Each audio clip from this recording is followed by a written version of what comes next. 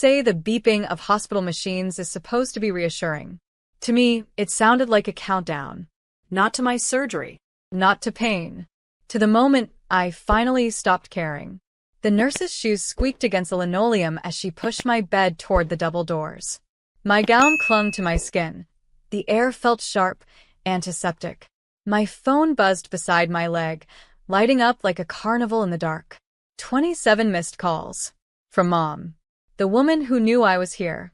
The woman who'd chosen cake and champagne over the daughter she'd raised. The last text she'd sent was only 3 words. We need to talk. Not are you okay? Not we're on our way. The screen dimmed, reflecting my pale face back at me. I wasn't crying, not yet. I was too numb. But numbness, I've learned, is just grief waiting for an opening. Through the small window in the hors d'oeuvres, I could see a sliver of bright surgical light. My pulse quickened. This was real. I was going under, not knowing if anyone would be there when I woke up. And the truth? That was the part that hurt less than it should have. Because part of me, the quiet, dangerous part, was already plotting what would come after. The nurse glanced down at me. "You've got someone waiting outside?" she asked, casual. I smiled. No one worth mentioning. The doors swung open. Cold air poured in, metallic and biting. The surgeon's masked face came into view. I closed my eyes, not to rest, but to see the last image burned into my mind. My sister's grinning face on Instagram, framed by birthday balloons. My mother's hand in the shot, holding a glass of wine. If silence is a weapon, mine was about to be sharpened. I let the anesthesia creep in. Not the surrender of sleep, the gathering of strength. They'd remember this absence. They'd feel it like a shadow in every family photo. Because when I woke, I wasn't going to chase them. I wasn't going to explain. I wasn't going to forgive. Some debts are too deep for words. And mine? It was going to be collected in full in the quietest, most public way possible. When I woke, the first thing I noticed was the light.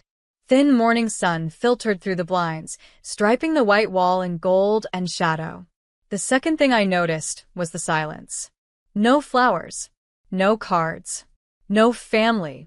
A nurse bustled in, cheerful in that brisk, professional way. "How's our fighter this morning?" she asked, checking my chart. I tried to answer, but my throat was dry. She poured water into a cup, handed it to me, then glanced toward the empty chair in the corner.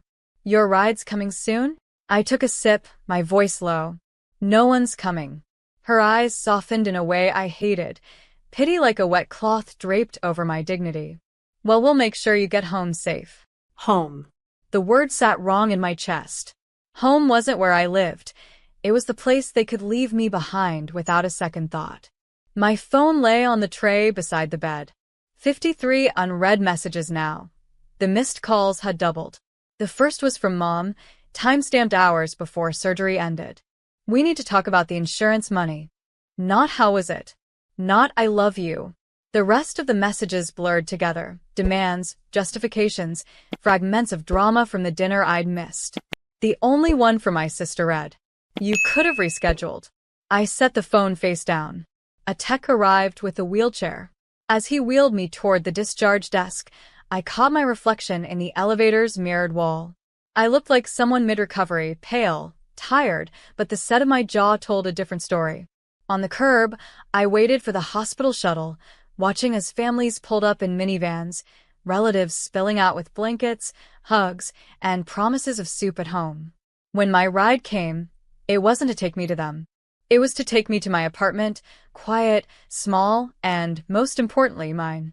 Inside, I sank onto the couch, the clock ticking in the stillness. My phone buzzed again, a video call from Mom. I let it ring out. A second later, a text. "Your uncle's asking about you. Should I tell him you're fine?" For a moment, I almost typed back. Then I realized, this was their game. Pretend concern for the benefit of others, while the truth stayed locked in our family's private vault of betrayals. I didn't answer. Instead, I opened my laptop. There were ways to make absence loud.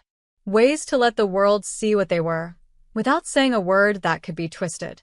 By the time the sun dipped low that day, the first step was already in motion. They'd ignored me in my most vulnerable moment. Soon, the world would see exactly how it felt. The first step was simple. I went quiet.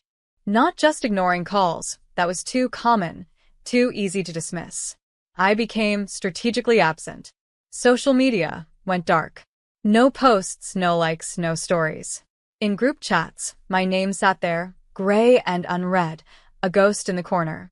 I stopped showing up to family dinners, birthdays, just because, cookouts. No explanations, no excuses. And yet, I was watching. It's strange how people reveal themselves when they think you're gone. My sister posted photo after photo from her birthday dinner, the one they'd all attended while I was being wheeled into surgery. The captions were glowing, all about family love. Mom commented on every single one with heart emojis, like nothing had happened. That's when I knew. It wasn't enough to just disappear. I had to make the truth visible. I started with Uncle Ray. He'd always been the one relative who called on my birthday without fail. I sent him one message. "Did Mom tell you I had surgery?" His reply came minutes later. "No, what surgery? When? Are you okay?" The ripple began. From there, I reached out to a cousin in Ohio, an aunt in Texas. Each time, the reaction was the same: shock, confusion, a hint of anger on my behalf. And I didn't embellish. I didn't accuse. I just stated the facts. No, they didn't visit. Yes, they knew. No, they never called until after it was over. It was the truth, stripped bare. And the truth is harder to refute than any accusation. A week later, Mom called again, not to apologize, but to scold. "You've been telling people things that make us look bad." I almost laughed. "I've been telling the truth." Her voice sharpened. "You're making a scene?" "No, Mom," I said quietly. "You made the scene. I'm just letting people watch the replay." She hung up. The next day, my sister texted, "Do you have to make this public? It's family business." I stared at the screen for a long moment before replying. "You made it public the moment you posted smiling birthday pics while I was in a hospital bed." Silence followed. The guilt wasn't there, not anymore. I wasn't that kid desperate for their approval. I was someone else now. Someone who understood that silence could be sharper than shouting, and absence could be heavier than presence. The thing about family reputations? They're like porcelain. Fine until a single crack forms. And I had no intention of gluing theirs back together. By the end of that month, the whispers had started. The concerned relatives were calling them instead of me. And every time they tried to patch the story, they only made the crack bigger. Exactly as planned. The escalation didn't start with a bang. It started with a post. One photo. Not of me, not of them, but of a hospital wristband lying across my kitchen counter, next to a cup of untouched tea. Caption: "Recovery is easier when you do it alone." Thankfully, I've had practice.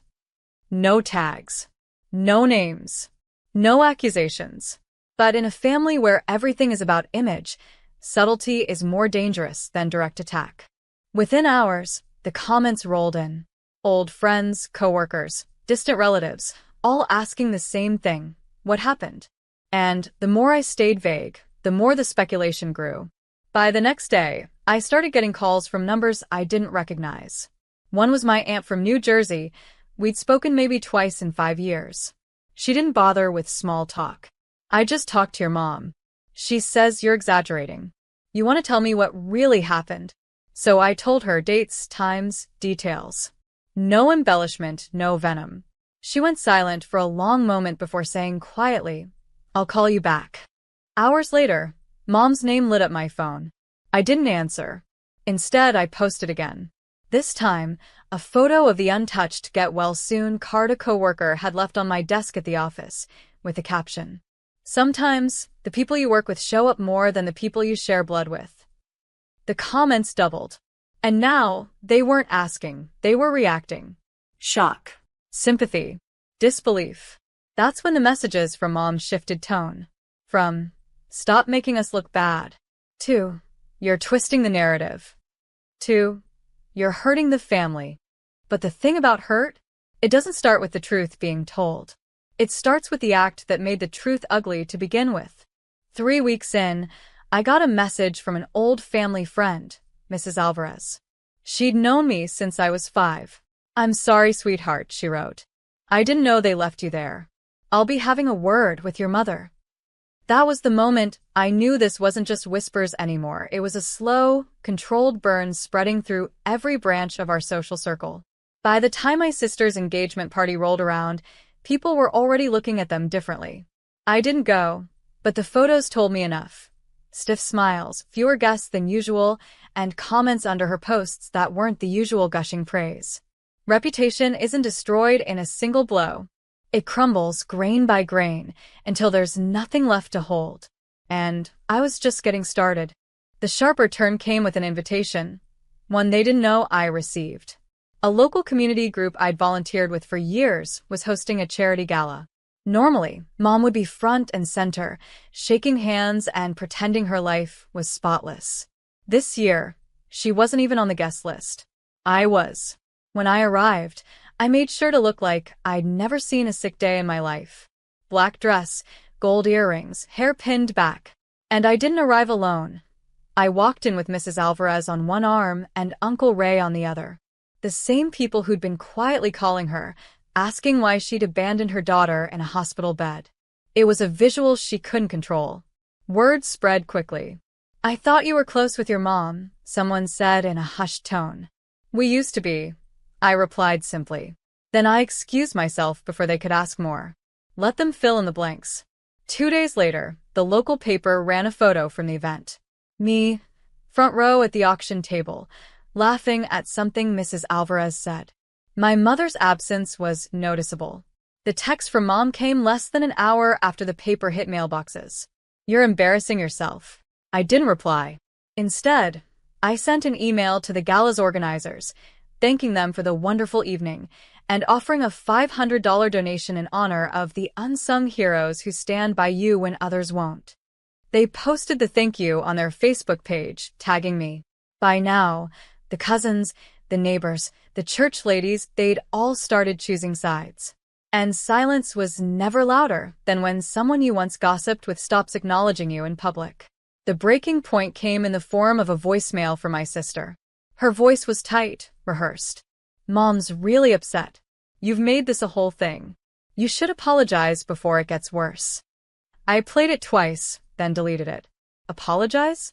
For surviving alone? For speaking truth without raising my voice? No.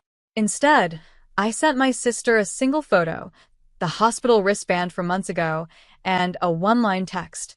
This is where it got worse. By the time summer ended, I'd been invited to 2 more community events they weren't included in, both hosted by people they once considered allies. Their smiles in public had tightened into brittle lines. The beauty of a slow, public unraveling is that you never have to raise your hand to push. You just remove your support and gravity does the rest. And the fall had only just begun. Symbolic revenge isn't loud. It's deliberate. And mine began with an auction paddle. The fall charity auction was the kind of event my mother used to live for. Wine glasses clinking, polite applause after every bid. I hadn't been in years. But this time, I made sure I was seated at the center table, surrounded by people she once called our circle. Halfway through the night, the MC announced the next item, a weekend stay at the lakeside cabin my parents used to rent every summer. The place where my mother would parade us in matching outfits for photo ops, then spend the rest of the trip reminding me how I didn't quite fit the image. I raised my paddle without hesitation. The bidding went back and forth, 200, 300, 4. At 500, the other bidder dropped out. Sold. A few claps, a few smiles, and one curious look from the mayor's wife. "I thought your family still rented that place?" she asked softly. "Not anymore," I said. "Guess things change." That weekend, I went to the cabin alone. I took photos, sunlight on the water, steam curling from my coffee cup, my bare feet on the dock. Each one captioned simply, "Some traditions are better without the ones who ruin them." I didn't tag anyone. I didn't have to. By Monday, I'd received 3 texts from my sister and one from Mom. "You're being cruel. You know this is hurting us. Take those posts down." I left them on read. What they didn't know was that the cabin wasn't the only auction I'd won that night. Another item, less flashy, but far more symbolic, a handcrafted quilt made by the women's shelter downtown. The same shelter I'd donated to quietly for years, long before they decided I owed them my earnings. 2 weeks later, I attended the shelter's winter fundraiser and donated the quilt back, in my family's name. The director thanked the Hale family publicly from the stage. People clapped. My parents weren't there to collect it.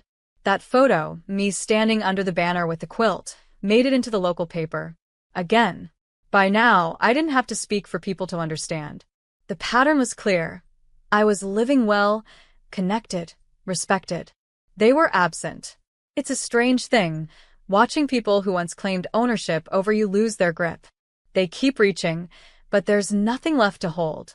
And I was about to take away the last thread tying me to them. The final thread wasn't money. It wasn't property. It was the last name we all shared.